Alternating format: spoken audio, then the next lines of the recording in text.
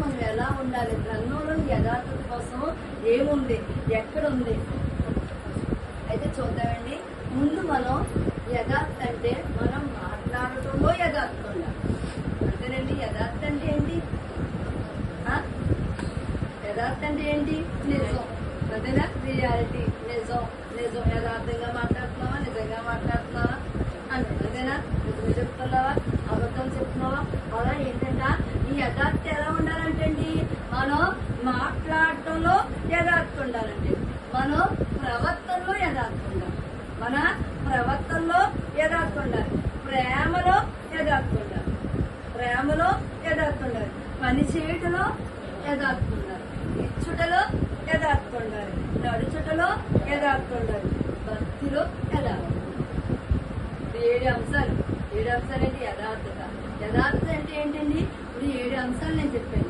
ఎలా ఉండాలండి? ఫస్ట్ మాట్లాడటంలో మన మాట యథార్థంగా ఉండాలి. ఇంకోటి ఎలా ఉండాలండి? ప్రవర్తనలో యథార్థం. మూడోది ఏంటండి? ప్రేమలో యథార్థం. నాలుగోది ఏంటండి? పని చేయటంలో యథార్థం. ఐదోది ఏంటండి? ఇచ్చుటలో యథార్థం. ఆరోది ఏంటండి?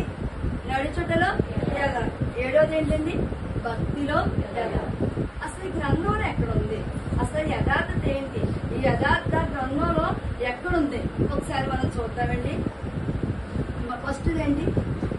7 అంశాలు చెప్పారు. యథార్థత అంటే యథార్థ అంటే 7 అంశాలు చెప్పారు. ఇంగ్లీష్ అయితే అథెంటిసిటీ అని అంటారు. దాన్ని అథెంటిసిటీ అంటారు.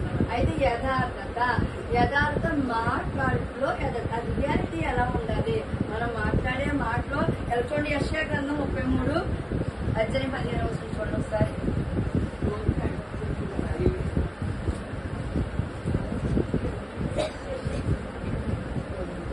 మాట్లాడుతూ యథార్థత ఒకసారి చూడమ్మా. 33వ అధ్యాయం యెషయా గ్రంథం 15వ వచనం.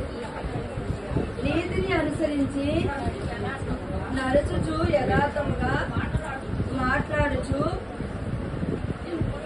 నిర్బంధన వలన వచ్చు లాభమును ఉపేక్షించుచు లంచం పుచ్చుకొనకుండా తన చేతులను మలుపుకొని అచ్చను మాట వినమనకుండా చెవులు మూసుకుని చెడుతనము చేయకుండా కన్నులు మూసుకునేవాడు ఉన్నత స్థలమున నివసించును.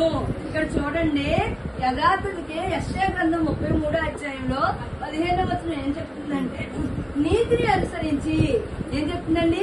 నీతిని అనుసరించి నడుచుచు యథార్థముగా మాట్లాడితే అర్థం చెప్తుంది కదా. నీతిని అనుసరించి నడుచుచు యథార్థముగా మాట్లాడుచు, యథార్థముగా మాట్లాడుచు నిర్బంధన